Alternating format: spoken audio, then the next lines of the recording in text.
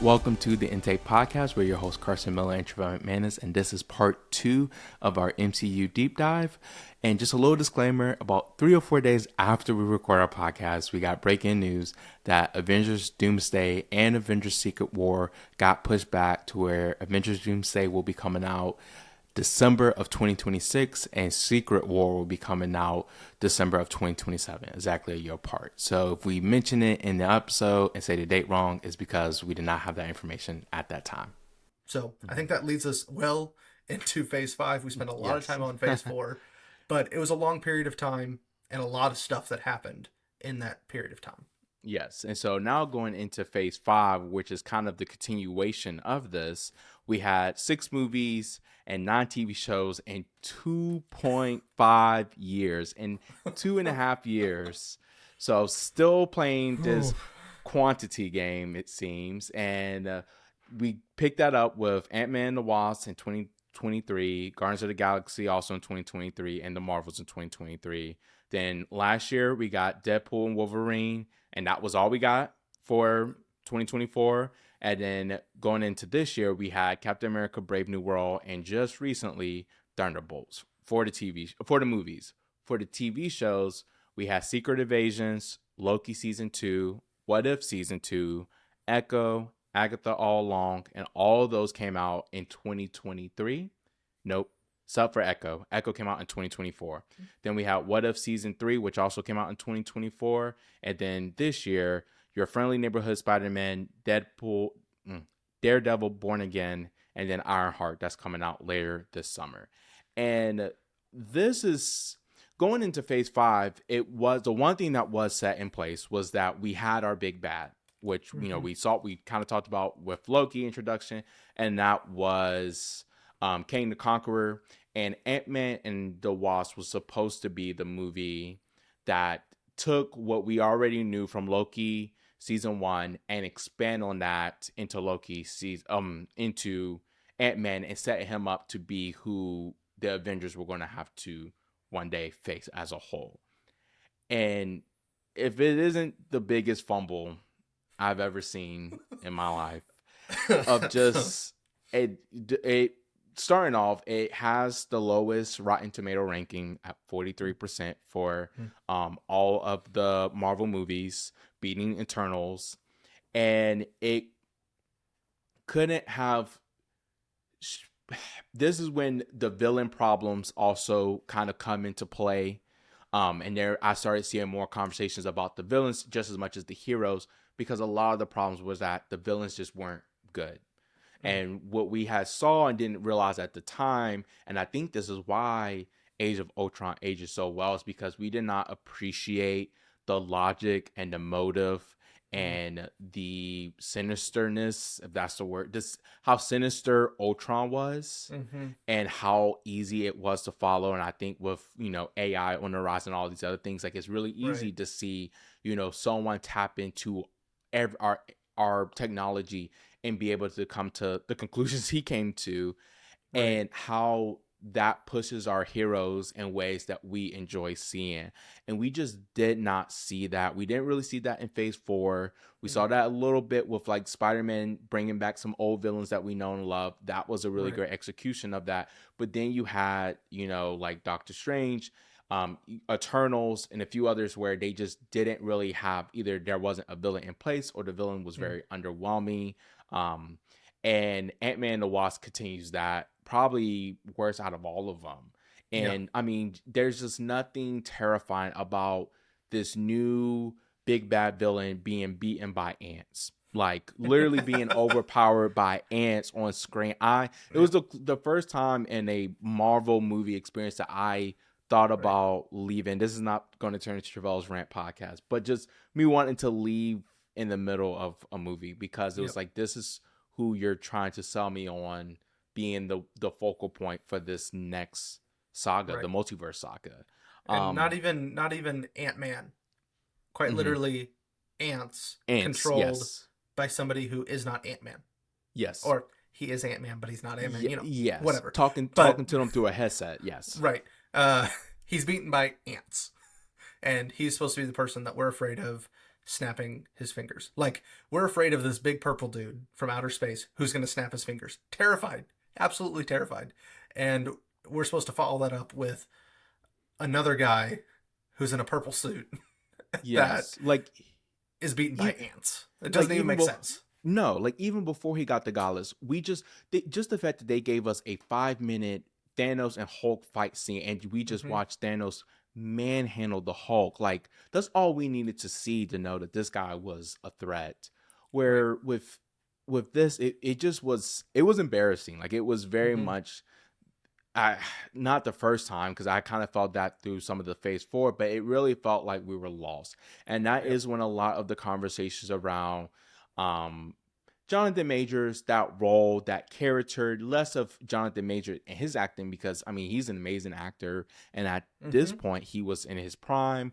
Creed 3 Right. had just came out. There was another movie that he was in that was very prominent. So he was at the top of his acting career. So it was Right. really exciting to have this new actor with this with Mm. very high status coming in and kind of helping us move things forward. But it really was going back to what you're saying, like the execution, the planning, the strategy, the creative thought into how we wanted to go about carrying out this character that just Mm. fell flat on his face with this particular movie. And I don't want to spend the whole phase five talking about Ant-Man and the Wasp, but I think that was just as horrible of a start into a phase and Yep. really changes the direction of what these next movies kind of take place and where we end Hmm. up going into phase six.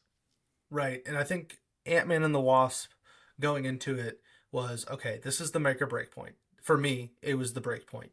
And I think for a lot of people, it was where this was the movie that my parents said, you go see it and let us know how it is. Like if it's good, we'll go see it. If it's not, we probably won't. And, or they may have gone to see it and we're like, hey, we'll talk about it.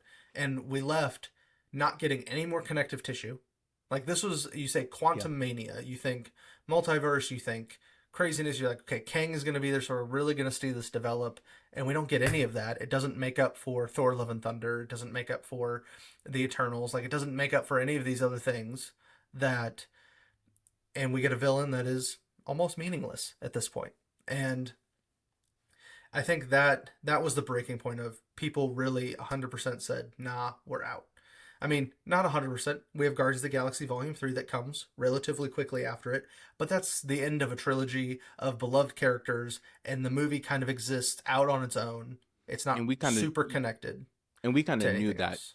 Yeah, and we kind of knew that going into Guardians of the Galaxy too. Like it very much marketed Right. itself and positioned itself as this is not an expanded MCU story. Mm. This is a farewell story to characters that we deeply loved. Like we Mm-hmm. deeply have a special place for because of the previous movies and just James Gunn and his brilliance in telling very powerful stories and making Mm. very lovable dysfunctional characters in that way.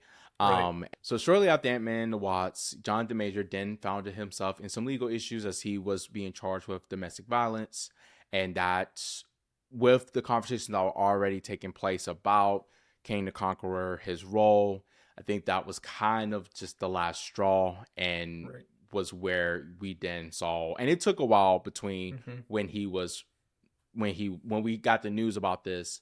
But a few months later, we kind of realized we were in the form. I don't know exactly when or how Disney went about it. I think it was all Right. just like those news, like those social media accounts, just kind of Yeah. reporting that Jonathan Majors Yeah. was out, and now we're back at square one of where are we going from here, and that's all Right. taking place in the midst of these movies. It happened at the end of this. We found out at the end of 2023 Yeah. after Guardians of the Galaxy, after the Marvels, going into Mm-hmm. 2024, that now we're no longer going to be having this King the Conqueror saga of Right. villains. And so, Yeah. It was like you said, it was Marvel fumbled the ball here, and some of it's their fault, some of it's not. That's a lot of that's on Jonathan Majors and his personal life, and it played out very publicly in court, mhm. and there was lots of tabloidy type stuff also coming out, and so it was not a great look for who Marvel had set up to be their leading man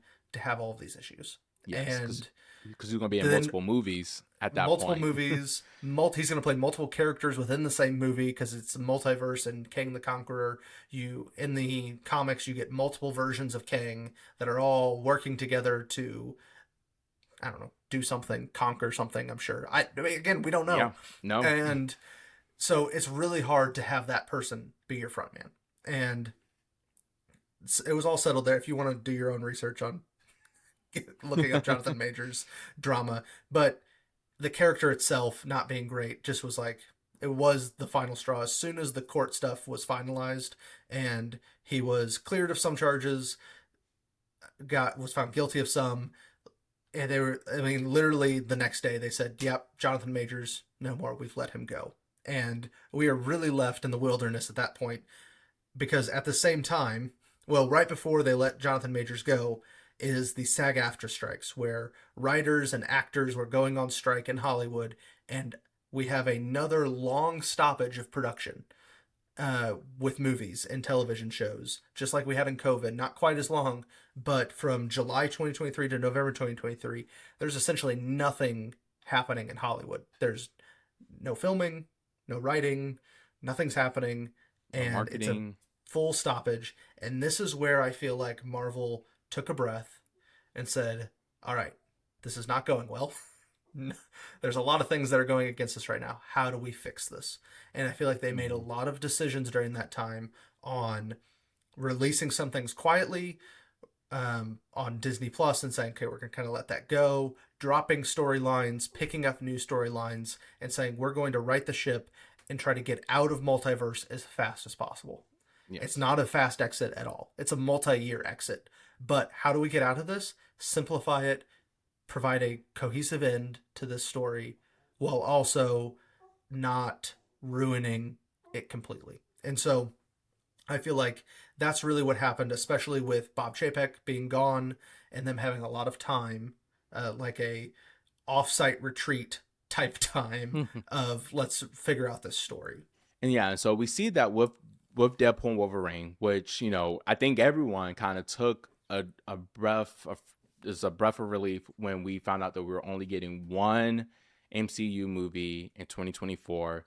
We all needed a break. That didn't stop the TV shows, but it did give us just a little bit of break about the theater experience. And this wasn't originally supposed to be a movie that was coming out in the MCU. Us getting, we thought we were done with Wolverine's story Mm-hmm. with Logan, but as Carson mentioned, with that, with the acquisition of First Century Fox, they just got a whole bunch of different characters.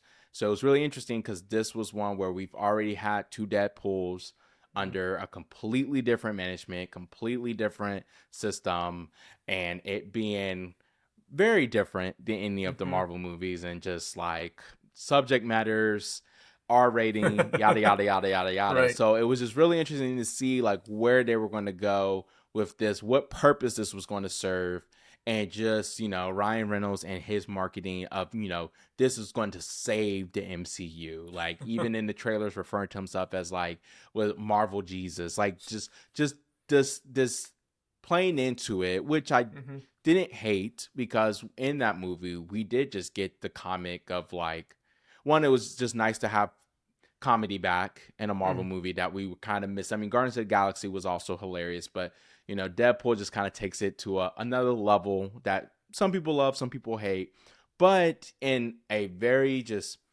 could have been executed better. But fourth wall moment, you have, I Mm. mean, pretty much Deadpool saying that we're done with the straight to the audience, like as clear as day, like we're done with this multiverse stuff. We're done playing into this. This is silly. It's so crazy. It's so it seemed like in that moment they had at least heard the grumblings. I Right. mean, they could not have heard it. It was everywhere. And they were seeing it in box office. I mean, before Mm-hmm. Deadpool and Wolverine, you had the Marvels, which was the lowest box office at 206 million. I think they lost money from that They movie, which probably did, yeah. I think they lost. It was the only movie to not make a profit, which really sucks given that it is, it was a three prominent women cast, Mm. and it had a very interesting concept, but just by that point the fatigue had hit and Mm. people weren't interested in trying to learn about more characters, because Right. some people didn't watch Miss Marvel, some people didn't watch WandaVision, and that movie suffered because of it. And Mm-hmm. that's where these TV shows are not helping set up the movies in a way that they Right. should, because it just got beyond itself. And I think Deadpool and Wolverine kind of spoke to that, and then we transition into this next era of this what our what the Marvel saga is going to look like. Right. We kind of move from they can't leave the multiverse behind because we're too far into it, but they are setting up to close it out. And I think we feel that in the last few movies post Deadpool and Wolverine. So, Captain America Brave New World goes through a lot of reshoots after Bob Chapek is fired and the actor strikes and everything. That goes through quite a bit of reshooting to try to retool it.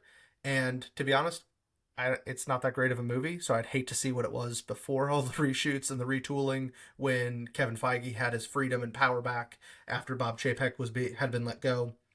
Daredevil goes through a very similar thing where they had almost shot 75% of it and they scrapped most of it and restarted, which we've talked about a lot.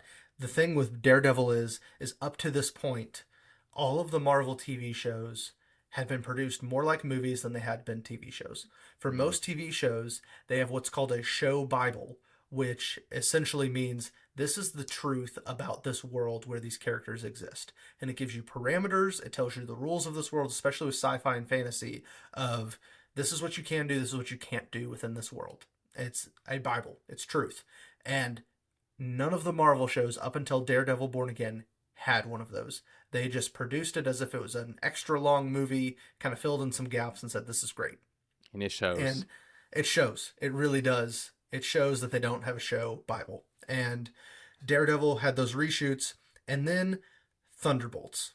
Thunderbolts is the first movie since Doctor Strange in the Multiverse of Madness in 2021 that was not fully produced underneath Bob Chapek. So some of those shows and movies had a little bit of production under Bob Chapek on the front end or on the tail end. Thunderbolts is the first one that, from start to finish, as much as we can tell, was almost Bob Chapek free. So there, in some of the movies, Bob Chapek also put time limits. He said this movie can't be longer than an hour and 45 minutes, or this movie needs to have these characters in it, or he wasn't dictating any part of Thunderbolts. And I think we see that in the end result of Thunderbolts, where we have a very director-driven, very character-driven story, and it has nothing to do with any product placement or run times or anything like that. It's the story they wanted to tell. And I think we kind of see that evidenced by Thunderbolts was announced as just Thunderbolts. In March 2024, so this is post this is post Bob Chapek, and this is post actor and writer strike, that Thunderbolts gets an asterisk added to it. And everyone goes, that's weird. What does that mean? And Kevin Feige says, well, it's officially part of the title. And we're all left wondering what it means.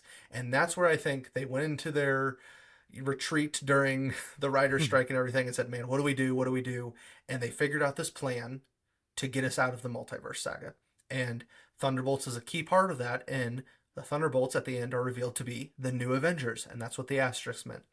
And so I think that is very clear evidence that they developed a plan and they have a plan moving forward, because in July 2024, we get a big Phase 6 update. And it's kind of what's propelled us to this point so far. So in Comic-Con 2024, we get an announcement that we are now in the Doomsday Saga, with Doctor Doom being our new villain. And if you've watched Fantastic Four, you know that bleeds in perfectly with Fantastic Four. But then they take it a whole nother level where they have Doctor Doom come out stage, and it is Robert Downey Jr., Iron Man. So completely caught people off guard. I mean, I don't, the reactions were, how does this work? I mean, and then also the Russo brothers are directing this one. So that was I think, if anything, people were more excited about that than they were about Robert Downey Jr. coming back. We love that. I mean, yes, I love Robert Downey Jr. He brought Tony Stark to life. He is, if he didn't work, none of this would have worked. So it makes sense that in a time where it's, break glass for emergency, that he will be the one to appear. Mm. But then also along with the Russo brothers, I think that really it was the turning point. It started bringing in the jokes of, are we back? Like, Right. we want to say that we're back, but are we actually back? But those questions started being formed then, because at that point it was like, we're done. It's Right. over. Like, we're just gonna keep watching these until they finally said we're done. But no, like, they now have a vision, they now have a goal, and Mm. Thunderbolts really did speak to that better than anything else we've seen post Endgame, Mm. because they have a vision. Seeing Avengers, I really like your point of, like, the Avengers really did help set things in, and then yes, they would expand it apart, but then they'll bring Yep. it back in. We just never had that. We don't know what Mm. the dynamics are, and it still is messy and hard Yeah. to process, because even in Thunderbolts, New Avengers, at the end of the movie, you're realizing that there's these two silo Avenger groups forming, and we only know one of them. We don't know who's in the other one. Like, and that's been the question this whole time, because we knew, like, okay, Captain America, Sam Wilson, he's going to be the new face of the Avengers. Well, okay, well, who's Hmm. the squad? Who's he recruiting? We didn't get any of those answers in Brave New World. Nope. Um, got nothing. And so still some pieces and still some mess that they're going to have to clean up. I mean, we have a list. My favorite thing of our notes is the list of loose threads that we have from all the different endings that we Right. got in these movies that just didn't mean anything. We'll kind of go through those here in a bit. But yeah, like, there's just a lot of loose ends, but it seems like they are kind of figuring that out. I feel like there's a lot of confidence going into Thunderbolts, the execution of it. Mm. They just feel very confident about this one that you didn't see in Brave New World. Right. The marketing for it, the way that it's just all over the place, the way that Yep. it sets up all of these characters from different IPs that everyone loves: Florence Pugh, Dave Harbour, Sebastian Stan, characters we know, love, and have a connection with. Bringing them on camera and telling a Mm. really good story, I think, sets us up and ends Phase 5 Mm. on a positive note. Doesn't mean Phase Right. 5 was good, but it Right. just ends things in a direction that we can all kind of get behind. Right. And it does provide some clarity. Um, it really does bring to the forefront the Avengers name again and allows us to move forward. And the Russo brothers coming back to direct is a big deal for the next two Avengers movies, because for those that don't know, they directed Captain America: The Winter Soldier, which for some people is one of the greatest comic book movies of all time. And Yes. they directed Captain America: Civil War, which again, one of the greatest comic book movies of all time. Avengers: Infinity War, one of the greatest comic book movies of all time, and Avengers: Endgame, which maybe not the best comic movie of all time, but the capstone to the greatest cinematic journey in the history of Hollywood. And they directed all four of those movies. So when Kevin Feige and the Russo brothers work together, magic happens. So to have them come back for Doomsday and then for Secret Wars to film both of those is very exciting. I am probably more excited about the Russo brothers coming back, but also more nervous about them coming back because everything they've done post Endgame has not been good. Oh, They've really? done a lot of movies that haven't been great, a lot of TV shows that haven't been great. There's been nothing that's really Interesting. hit for them outside of Marvel. But pre Marvel, they also didn't have a whole lot that had hit before that. And it really is that partnership between Marvel and the Russo brothers that seems to be their sweet spot. So, very excited, a little bit nervous. Robert Downey Jr. coming back as Doctor Doom, I think, is super exciting and very interesting to see where they take this story and how they play on the multiverse with Tony Stark and Doctor Doom and how is it connected. There's lots of theories and Hmm. lots of excitement moving forward. So that takes us into Phase 6. Phase 6 isn't out yet. We have 0% of Phase 6 at this Yep. point. And we are now technically, Phase 5's not over. Ironheart is still coming out this summer. That's right. It's part of Phase 5. I don't know if that matters at all. It has been long in production, and I'm not sure it's going to end up mattering a whole lot to the Well, overall story of the because MCU. well, because we Phase 5 and Phase 6 is not as defined No, as the others, and I guess I wonder where we would put Ironheart because Fantastic Four comes out before Ironheart, right, or around the same time. it's around the same time, I think. So my best guess, because I think officially they've said Ironheart is part of Phase 5, is Okay, that I think it comes out June 24th, which would be before this would be a Fantastic month Four, before. a month Okay. before. Is they announced that show? When did they announce that show? They announced it a long, long time ago. They announced Ironheart in December 2020. It started shooting in like 2022, and we're just now getting in 2025. Ironheart as a character wasn't super well received in Black Panther Wakanda Forever Mm-hmm.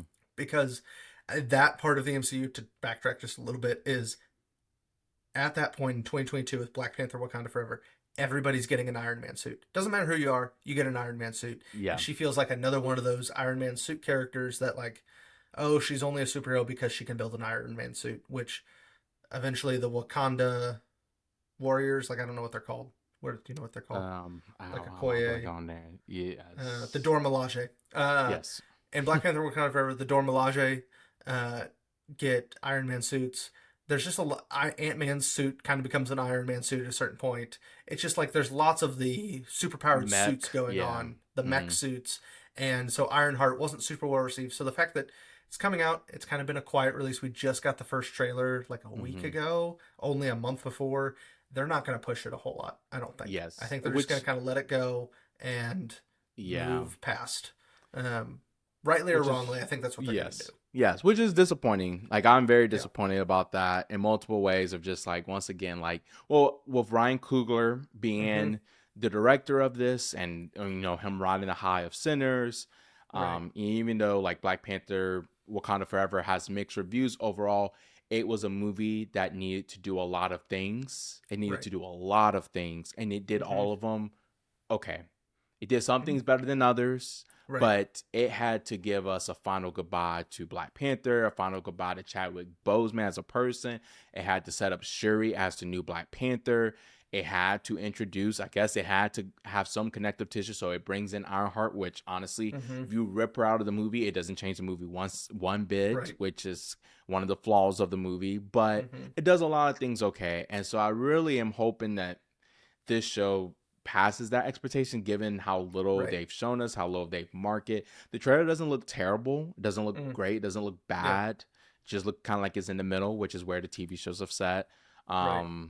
But yeah, so interesting that that's how we're going to end Phase 5. But I mean, all all steams ahead for Phase 6. Like it very much Yep. seems because this is kind of the same thing with Captain America: Brave New World, and that is something that just like as someone who just loves superheroes but has a deep admiration for seeing representation take up on Mm-hmm. screen, I do wish that Marvel can spend some more time with those characters. Like if you're going to bring Right. in diversity, you need to really make sure that you are investing in that. Because just Mm-hmm. looking at Ironheart, looking at Brave New World and Sam Wilson's story and how they flopped on that as well, like these Right. are good characters, great actors being put in mediocre roles because of writing, plot, and creativity. Yep. 100% agree. They deserve better vehicles to propel them forward in the MCU, and they're not getting that right now. So as we move into Phase 6, again, we have 0% of it, but we have 4 movies and 5 TV shows coming out over 2.5 years, which after Phase 4 and Phase 5 seems very reasonable. And Yes. like they can execute them, hopefully, a Yes. lot better. And so the movies, it's going to kick us off, and we can kind of go through this as a timeline since we don't have any of them out yet. So we're going to get the Fantastic Four first steps here in July. We're going to get Eyes of Wakanda, which I think is animated. Do you know? Yes. It's Yes. animated? Okay. It's an animated show, but should put us back in the world of Wakanda. We get Marvel Zombies, which is a spin-off of the What If series, which is that canon? Is that not canon? Who really cares? It's not for me. Yeah. But it's there. We're going to get Wonder Man, which I don't know anything about really. Nope. Not really sure how he plays into this. Again, it's another character that's being introduced kind of late in the game here, but we're going to get Wonder Man. We're going to get Daredevil Born Again Season 2, which we are both excited about, having enjoyed the most recent season. And then we get Avengers Doomsday. We get another Spider-Man movie. If you want to make money, put on the spider suit. Uh, Exactly. that's the that's the quote of the day. And so we get Spider-Man Brand New Day. We get Vision Quest, which should hopefully wrap up Vision's story or give us some clarity to where Vision has been this whole time. Mhm. And then we get Avengers Secret Wars to wrap up the multiverse saga and hopefully propel us forward again. But hopefully these things also finish the story out well, provide some closure, and allow us to move past multiverse and hopefully simplify things. That's my hope, is Yes. that they can get back to some simplifying. And I think they've even come out and said that after Phase 6, the movies and TV shows are going to be far less connected than they have been. And Mm. so hopefully that again provides that simplicity where we can have our movies be movies, we have our TV shows be our TV shows. Hopefully they connect in some way because I think that is a really cool concept, but it Mhm. obviously has not worked or at least been executed very well so far. And so we need to get back to basics and hopefully we see that with Mhm. Phase 6 Yeah. here but over the next 2.5 years, 2025, 2026, and 2027 being our future of the MCU. And I don't hate that. I mean, if you're going to play the like at this point, like it is what it is. In 2025, I think you have to play the quantity game. I'm Mm, thinking of all of these streaming platforms. Apple TV is on a high right now. Max is on a mm, high right now. Like you got to stay keep up with them. And these, regardless of what we feel and think about these Disney Plus shows, they're putting credit cards to streaming platforms. And so if they're going to keep playing this quantity game, then I guess making it less of a connection point would be fine by me mm-hmm. because that has been part of the issue. It's like either you do it right or you don't do it at all. Right, Like they've tried to do the mixing and bleeding of TV show and movies, and that just doesn't work because you're getting right. two different audiences. I think giving something where, your parents, my wife, that type of fan base can come to a theater and still enjoy the experience. Like Thunderbolts was one where my wife didn't join me because she's Right. kind of tired of it, but that was one where she could have enjoyed that by herself. Right. She could have enjoyed that and not have any context of what happened before. So if we're going to get more of that, just in Mm-hmm. individual slots and not so much the we gotta have Easter eggs from this and this and pointing to Right. this and going from this to this. Thing I'm most excited to see is what the team looks like getting our Mm-hmm. very first Avenger movie, like Right. post Endgame, and who's going to be those leaders, who's going to be playing what role, how they form together, and then like you said, like how they break apart, like where do Right. we end, what status, what state is are the Avengers, all of our heroes are going to be after joining together and having those relationships. Because after Right. the first Avengers, we saw everything change for them. It's really exciting to think about where the Avengers are going. We got a really awesome cast list announcement that introduced a lot for Avengers Doomsday, that introduced some of our current MCU characters and a lot of former slash current X-Men characters from the Fox universe that I feel like we've both talked about. We thought we had said goodbye to them, but they're being brought back for Doomsday. So to see how all of this interacts and plays out, there's a lot of mystery, but there's just enough connective tissue that I can kind of see where it's going, and that is exciting to me. So I think we're in a Mm-hmm. really good space heading towards Fantastic Four and heading towards the Avengers movies and even the new Spider-Man movie. I think we're in a good space there.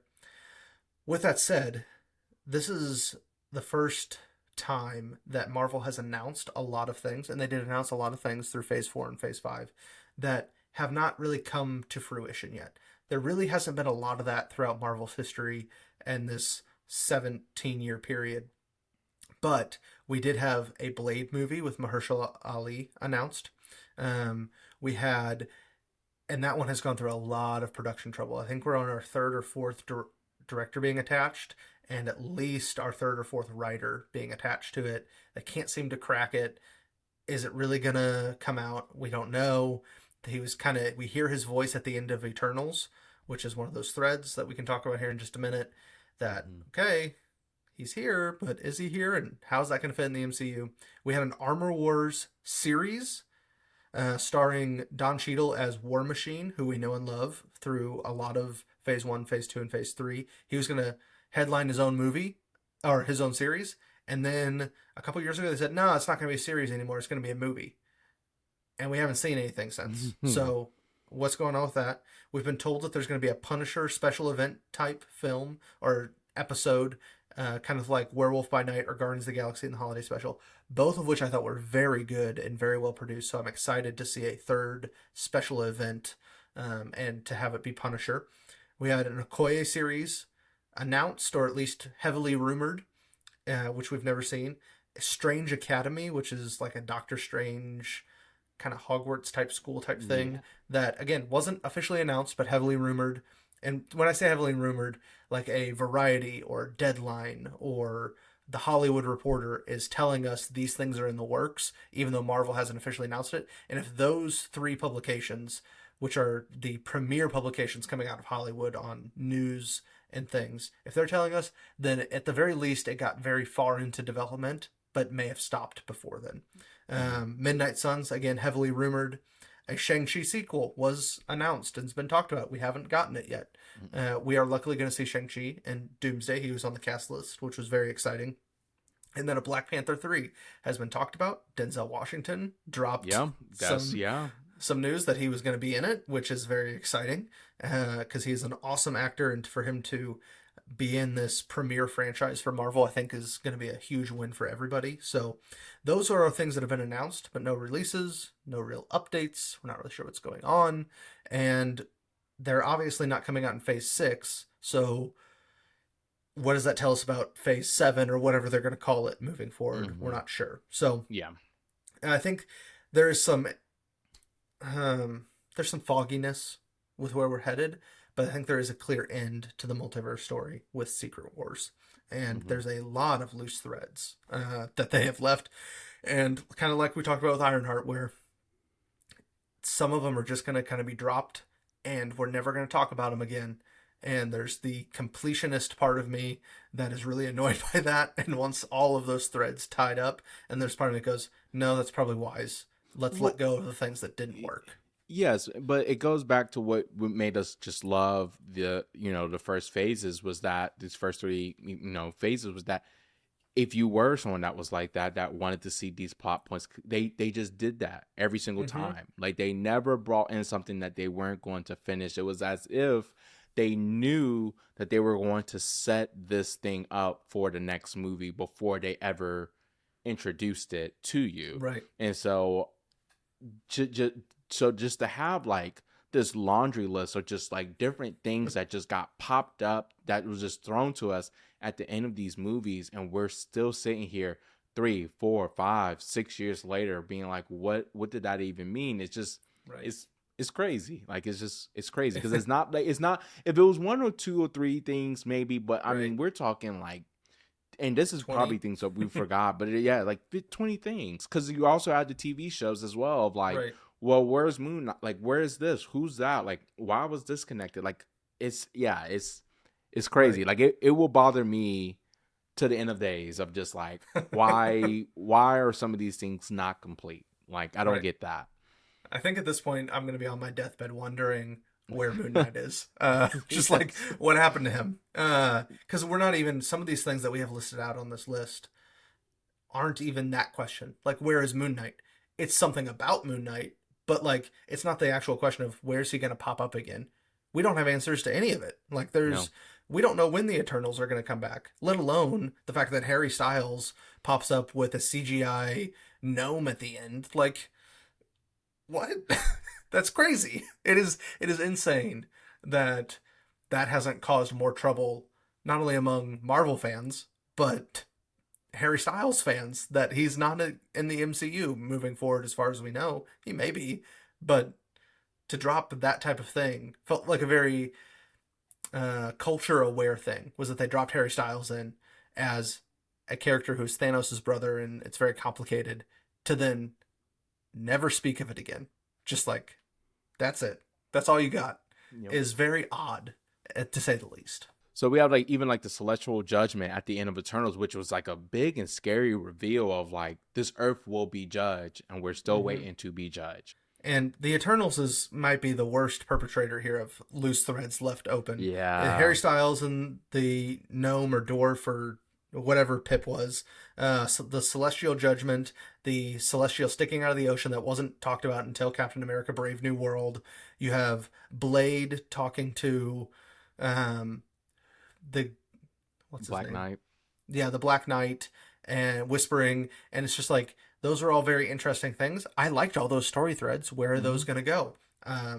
We had Shang Hercules. Chi, yeah, Hercules, yes. Hercules at the end of Thor: Love and Thunder with what's his face from Ted Lasso. Ted I Lasso, can't yes. right Uh, being there and okay again a very culturally aware thing of Ted Lasso's really big. This guy's really popular. Let's throw him in here. But what's going to happen with him? Like, there's you can't, no. yeah, like you can't What are you just going to bring do? him in, yeah. Like you can't just bring him in and then and set him up as like, oh, this is a character that we're going to focus on, because like, yeah, Right. like they bring in Harry Styles, and place him in a position that's going to help guide the Eternals, so that means something. Right. And then you have Hercules saying, I will get after Thor for hurting you, dad. Like that means something. That means that's going, like that is a plot point. And Right. now it's like, is that going to be answered? And it's almost like Right. we just need them to sit here and we just ask the question. They'll say yes, no, yes, no. I mean, they're not Right. not going to do that, but Honestly, if they did, that would be a lot of fun. It would it at least would. provide some clarity. And we also have Shang-Chi's rings, which you brought up, and Miss Marvel's bangles kind of being connected. That's like a real, that's not just a conflict that's being dropped or a character that is introduced and we just don't see again. That's like a part of who those characters are. Part of their powers comes from those items. And the fact that there's something involving them that we may or may not ever find out what that is. And that's one of the ones that bothers me. The Harry Styles, the Ted Lasso guy, all of that I can if you leave it, fine. I can live with it. It's not the end of the world. Something Hmm. tied to a character that Miss Marvel, they obviously really like the Miss Marvel character. She's had her own TV show. She shows up in the Marvels. Her dad shows up in Daredevil. This character is going to be a part of the universe moving forward. Hmm. Shang-Chi is definitely going to have a second movie. He's going to be a part of it moving forward. And there's mysteries surrounding their items that were heavily teased 4 years ago, and we still have zero answers. That's hard. That's the hard part for me. Is like those are vital to who they are. Yes. And then like, like who are the Avengers? Something that we kind of hit on. Like, Mm-hmm. we got some of that answers in Thunderbolts, but now it was like, who else? Like where do we go from there? And then you hit on Miss Marvel. Like we did even at the end of the Marvels get what seems to be her Mm-hmm. actually playing a Nick Fury role of trying to form this young Avengers team that we know was based off the comics, and just not really getting any Right. answers with that, while still seeing Kate Bishop. But not, I think there might have been a connection there that they Mm-hmm. had. But getting Billy, Billy Maximoff, and then his brother, and that journey, and just not really having much questions there. Peter Quill at the end of Guardians of the Galaxy, where we know after the end of the trailers that he's going to, or the end of the movie, that he's going to return, but in what capacity, and what is that Right. going to look like without the Guardians? Are we done with the Guardians? Does that mean that there's no more Rocket, there's no more Groot? Right. Like, are those ties over? The future of Wakanda and Atlantis, which might be something that we get answers from in this new TV show that's coming out soon. But as of right Right. now, we don't really have anything. And then, Thor and Love, just how weird all of that came about. I don't care. That's I'm with you on this one of like, this is why I don't care if I don't get answers from, because I just Right. really don't care about that. Um, and then the Skrulls invasion of Earth with Nick Fury in space, and then War Machine being a Skrull, and just Skrulls in general, just like what Right. roles they're going to play in the story, and how they have used them to like mislead us in these weird different ways. Like, is that now over? Are we going to see that Right. again? Things like that. And that was from Secret Invasion, which was a TV show I was excited about.